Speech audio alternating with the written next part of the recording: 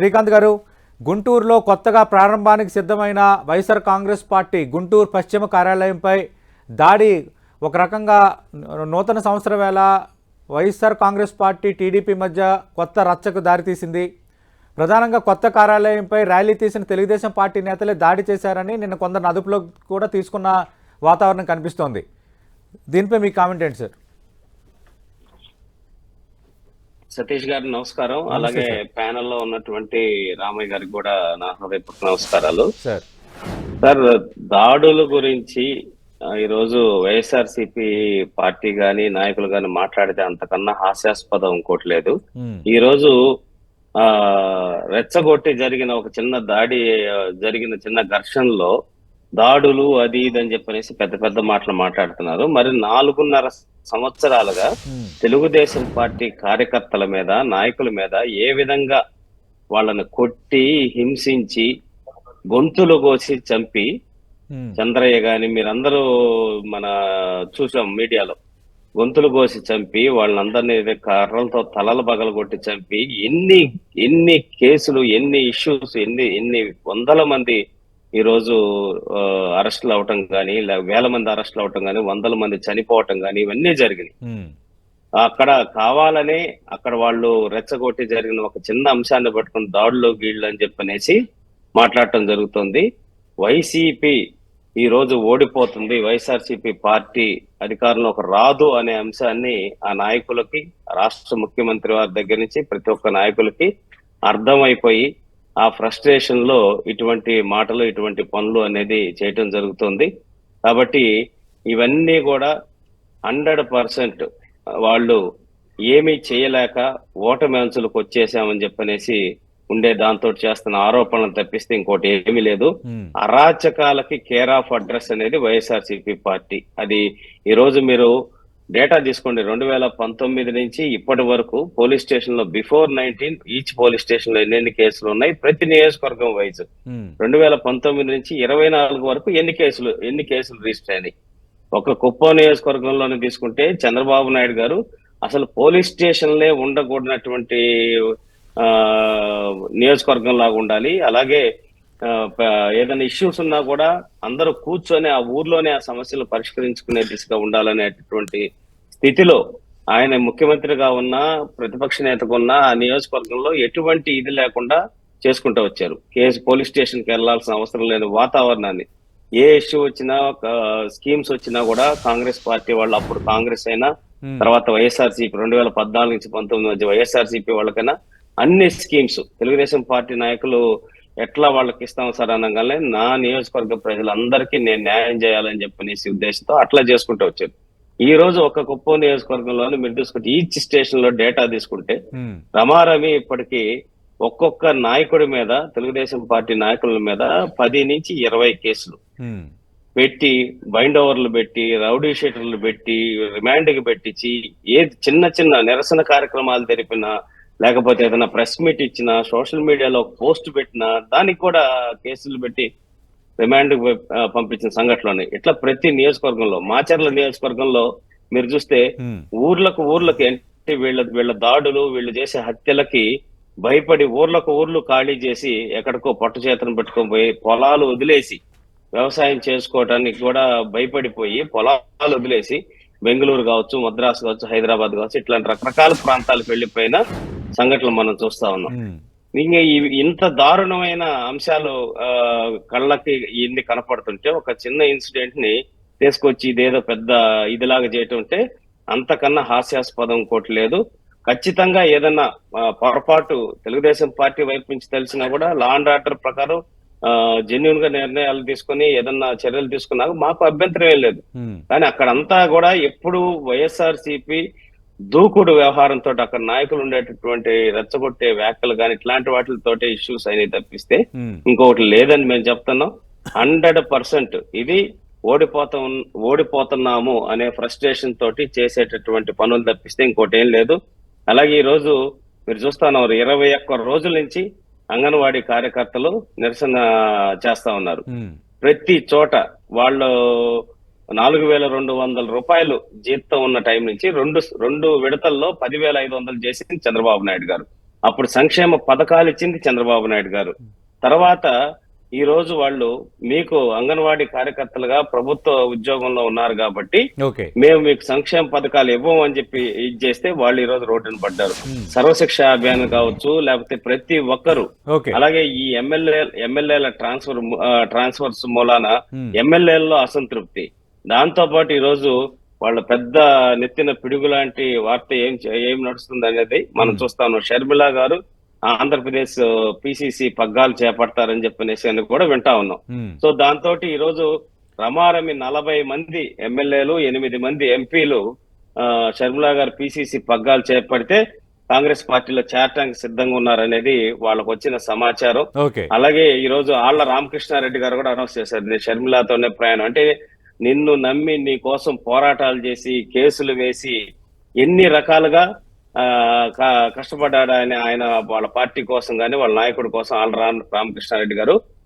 ఆయన్ని గెలిపిస్తే, లోకేష్ గారి మీద ఆయన్ని గెలిపిస్తే నేను మంత్రిని చేస్తానని చెప్పిన వ్యక్తి మాట తప్పను మడమ తిప్పను అని చెప్పి ఎప్పుడు అదొక బ్రాండ్ మాటలాగా చెప్పినటువంటి ఈరోజు మాట తిప్పడం కాదు, గిరగిరా తిరుగుతూ మాటలు తప్పుతూ ప్రతి ఒక్కరికి ఇచ్చిన హామీలు పోవటం వల్లే ఈ రోజు అటువంటి పరిస్థితి వచ్చింది. ఆ ఫ్రస్ట్రేషన్ లోనే ఈ రోజు ఇటువంటి కార్యక్రమాలు కానీ ఇటువంటి జరుగుతుందని తెలియజేస్తారు. రామయ్య గారు, వైసీపీ విలువలతో కూడిన రాజకీయం చేయమనే మా పార్టీ అధినేత చెబుతారు. ఓడిపోతున్న భయంతోనే జనసేనతో పొత్తు పెట్టుకున్నారు. ఇప్పుడు వైఎస్ షర్మిల రావడం వెనక ఆమె ఏపీలో ఎంటర్ అవుతున్నారు, వెనక కూడా టీడీపీ ఉందని అంటున్నారు రామయ్య గారు.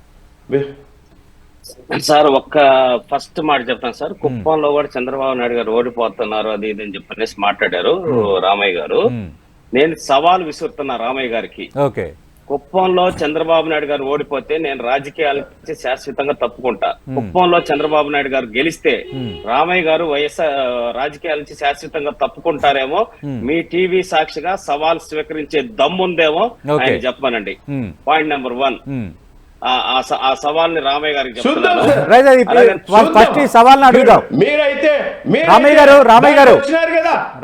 కంచెల శ్రీకాంత్ గారు ఎమ్మెల్సీగా ఉన్నప్పటికీ కూడా ఇప్పుడు ఆయన కుప్పం ఇన్ఛార్జ్ కూడా ఉన్నారు. ఖచ్చితంగా చంద్రబాబు నాయుడు గెలుస్తారు, ఆయన ఓడిపోతే నేను రాజకీయాల నుంచి శాశ్వతంగా తప్పుకుంటాను. ఒకవేళ ఆయన గెలిస్తే మీరు కానీ వైసీపీ నేతలు కానీ రాజీనామా చేస్తారు. సతీష్ గారు ఒక మాట చెప్తా, ఆయన కుప్పం ఇన్ఛార్జిగా ఉన్నాడని తెలుసు, ఓడిపోతున్నాడని తెలుసు. ఓడిపోతూ, ఎందుకంటే ఇది ఓడిపోయే ముందు ఆరిపోయే ముందు దీపానికి వెలుగెక్కువ అన్నట్టుగానే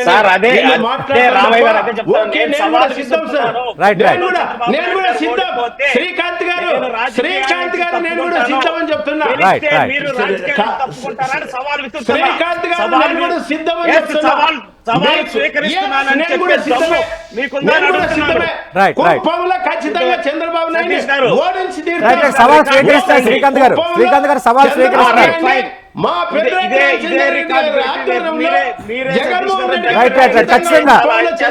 ఖచ్చితంగా ఈ క్లిప్ రికార్డ్ చేసి ఉంచుతాను. నేను ఖచ్చితంగా ఈ క్లిప్ రికార్డ్ చేసి ఉంచుతాను. మీ సవాల్కు నేను కూడా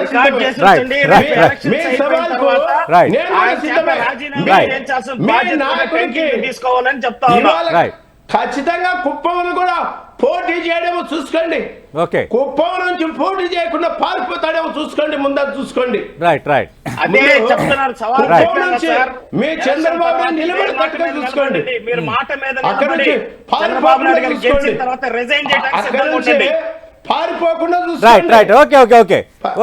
ఖచ్చితంగా మీరిద్దరు శ్రీకాంత్ గారు సవాల్ విసిరారు, రామయ్య గారు సవాల్ స్వీకరించారు కాబట్టి ఖచ్చితంగా ఈ క్లిప్ అలాగా రికార్డ్ చేసి ఉంచుదాము. ఖచ్చితంగా ఎన్నికల ఫలితాలు వచ్చేటప్పుడు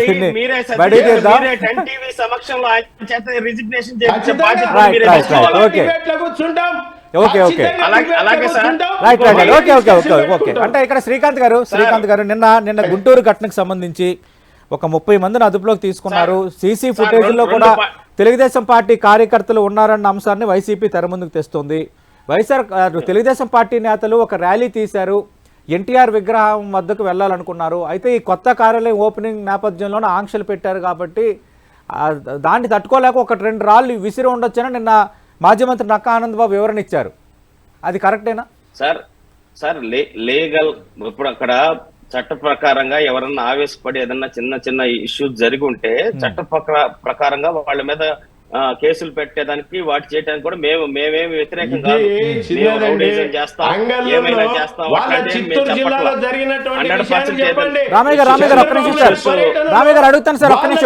జరిగిన పర్యటన కాదు. ఒక నిమిషం సతీష్ గారు ఒక నిమిషం ఈ సందర్భంగా, ఇది రాళ్ళు విసిన సంఘటన చిన్నది అంటున్నారు. చిత్తూరు జిల్లాలో చంద్రబాబు నాయుడు పర్యటనలో పోలీసులు దెబ్బతిన్నారు కదండి, ఒక కానిస్టేబుల్ కన్నుపోయింది కదండి. అంటే దాని మీద ఆల్రెడీ కేసు నమోదు చేశారు కదా రామయ్య గారు, దాని మీద ఆల్రెడీ అంగళ్ళ ఘటన పైన చంద్రబాబు నాయుడు కేసు నమోదు అయింది కదా. రెచ్చగొట్టే వ్యవహారం వాళ్ళది, గొడవలు సృష్టించే వ్యవహారం రైట్. రామయ్య గారు 1 మాట్లాడదాం. మీరిద్దరే ఉన్నారు, సమయం ఉంది. మాట్లాడదాం. రామయ్య గారు ఒక్క నిమిషం ఆగండి సార్. రామయ్య గారు ఒక్క నిమిషం ఆగండి sir please. Please respect my word. Ramayya garu ఒక్క నిమిషం ఆగండి. శ్రీకాంత్ గారు వస్తే గదిలో పెట్టి కొట్టినా కూడా పిల్లి పులవుతున్నట్టు భరించి కార్యకర్తలు వాళ్ళ మీద దాడులు, అన్యాయాలు, అక్రమాలు, హత్యలు అవన్నీ తట్టుకొని ఆఖరికి తిరగబడ్డారు. అంటే మీరు ఇష్టం వచ్చినట్టు చంపుతున్నా లేకపోతే కొడుతున్నా కూడా ఎల్లకాలం చేతులు కట్టుకుని కూర్చునేటటువంటి ఇది ఎవరి దగ్గర ఉండదు. ఇది ప్రజాస్వామ్యబద్ధంగా వెళ్ళనప్పుడు ఖచ్చితంగా కర్ర అనే పరిస్థితుల్లోకి ఎవరైనా వస్తారు. మీరు ఆ పొంగనూరులో ఎన్ని ఘటనలు ఉన్నాయి, ఆఖరికి పొంగనూరులో జరిగిన సంఘటనలో పొలంలో పనిచేస్తున్న రైతులు ఆ సంఘటనకు సంబంధం లేదు 3 నెలలు 4 నెలలు జైల్లో పెట్టారు.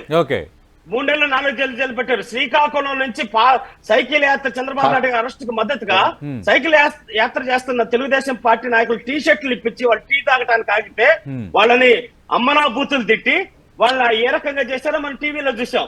మీరు ఆ ప్రజాస్వామ్యం గురించి మాట్లాడేది, మీరు ఆ న్యాయాల గురించి మాట్లాడేది, మరి దాని మీద పెట్టి కేసు పెట్టి మళ్ళీ స్టేషన్ బెయిల్ ఇచ్చి పంపించారు. వాళ్ళని అరెస్ట్ చేసి జైల్లో పెట్టారా, రిమాండ్ పెట్టారా? మీరు మాట్లాడతారా? గొంతులు కోసి చంపారు పొంగనూరులో కార్యకర్తల మీద, తలాలు పగల కొట్టారు, ఇళ్లలో ఆస్తులు లాక్కున్నారు, పొలాలు లాక్కున్నారు. ఎన్ని ఉదాహరణలు పొంగనూరులో.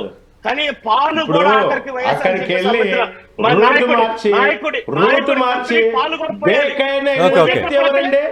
మీరున్నారు, మీ టీవీ ఛానల్స్ ఉన్నాయి, ఉన్నారు, రూట్ మార్చి అంగళ దగ్గర రూట్ మార్చి పోయింది ఎవరు, రెచ్చగొట్టింది ఎవరు?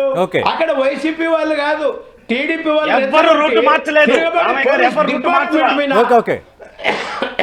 రైట్. రామయ్య గారు, రామేర్దులు లేరు జనసేన కానీ టీడీపీ కానీ, ఇది వైఎస్ఆర్ కాంగ్రెస్ పార్టీ గత 2 రోజుల నుంచి పదే ప్రస్తావిస్తోంది. అలాగే వైఎస్ఆర్ కాంగ్రెస్ పార్టీకి చెందిన ఆనం రామనారాయణ రెడ్డి, కోటంరెడ్డి శ్రీధర్ రెడ్డి, ఉండవెల్లి శ్రీదేవి, మేకపాటి చంద్రశేఖర్ రెడ్డి వీళ్ళందరికీ కూడా మళ్ళీ నియోజకవర్గాలకు దాదాపు బాధ్యతలు అప్పచెప్పారు. ఇది గత 2 రోజులుగా వైసీపీ పదే ప్రస్తావిస్తున్న అంశం. ఒకటి సార్, ఫస్ట్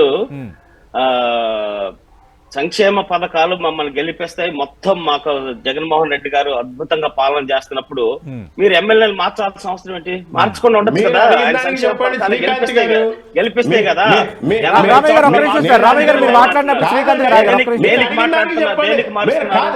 దేనికి మారుస్తున్నారు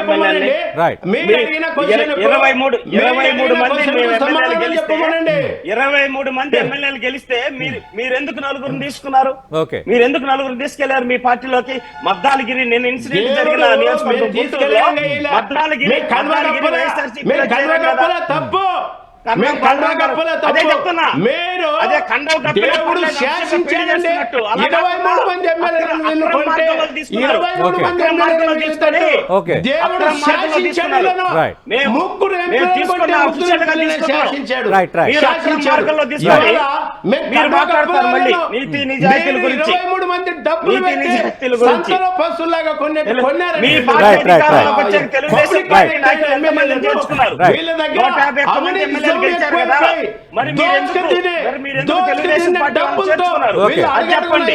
కొనటం మొదలు పెట్టారు. ఇప్పుడు కూడా వాళ్ళకు నాయకత్వం లేదు, కేడర్ లేదు. మేము ఎక్కడి నుంచి లేకపోతే ఇప్పటికి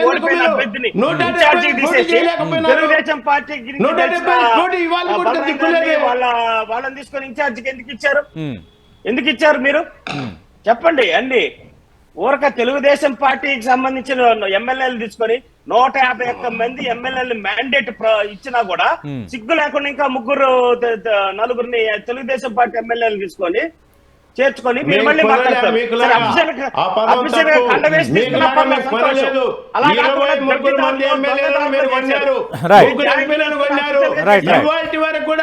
ఇవాటి వరకు కూడా మేము ఎవరు గొప్ప చెప్పాల నాయకత్వాన్ని మీకు దిక్కు లేక మీరు క్యాండిడేట్లు లేక మీరు ఎవరెవరు మీ మార్పులు చేర్పులపై ఇప్పుడు డిస్కషన్ జరుగుతుంది. రేపు పొద్దున తెలుగుదేశం పార్టీ జనసేన జాబితాలు వచ్చినప్పుడు అప్పుడు కూడా జరుగుతుంది, అది కూడా మనం మాట్లాడదాం.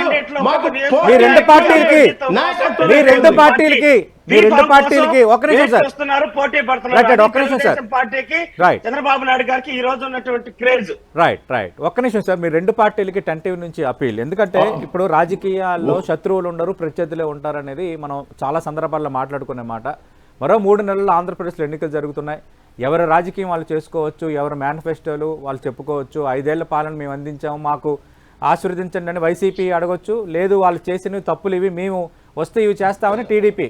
ఇది ఒక గుడ్ ప్రొసీజర్. కానీ ఈ తరహా ఫ్లెక్సీలు చించివేత, ఈ తరహా దాడులు రెండు పార్టీల మధ్య కూడా ఉండకూడదని టెంటివ్ అప్పీల్ చేస్తోంది. ఎందుకంటే శాంతి భద్రతల అంశం అనేది అత్యంత కీలకమైంది కాబట్టి సమన్వయంగా రాజకీయం చేయాలని కూడా టెంటివ్ అప్పీల్ చేస్తోంది. ఒప్పుకుంటారా సార్ ఇద్దరు? సార్ ఒప్పుకుంటాం, కానీ ఈ 4 మీరు ఒక మీడియా వ్యక్తిగా చెప్పండి, దాడులు జరిగిన మందిని హత్యలు చేశారు. శ్రీకాంత్ గారు ఇన్సిడెంట్ జరగలేదని నేను అనడం లేదు. ఈ 3 నెలల సమయం ఉండమని అడుగుతున్నా. కాదండి, సతీష్ గారు ఒక మాట చెప్తా. ఇదే శ్రీధర్ రెడ్డి గారు, నెల్లూరు రూరల్ ఎమ్మెల్యే శ్రీధర్ రెడ్డి గారు తప్పు చేస్తే కేసు పెట్టించినాడా లేదా? రూలింగ్ లో ఉండి మాతో పాటు ఉన్నప్పుడే. కాబట్టి తప్పు చేస్తే ఎవరినైనా జగన్మోహన్ రెడ్డి గారు ఒప్పుకోరు. గీత దాటొద్దు అంటాడు.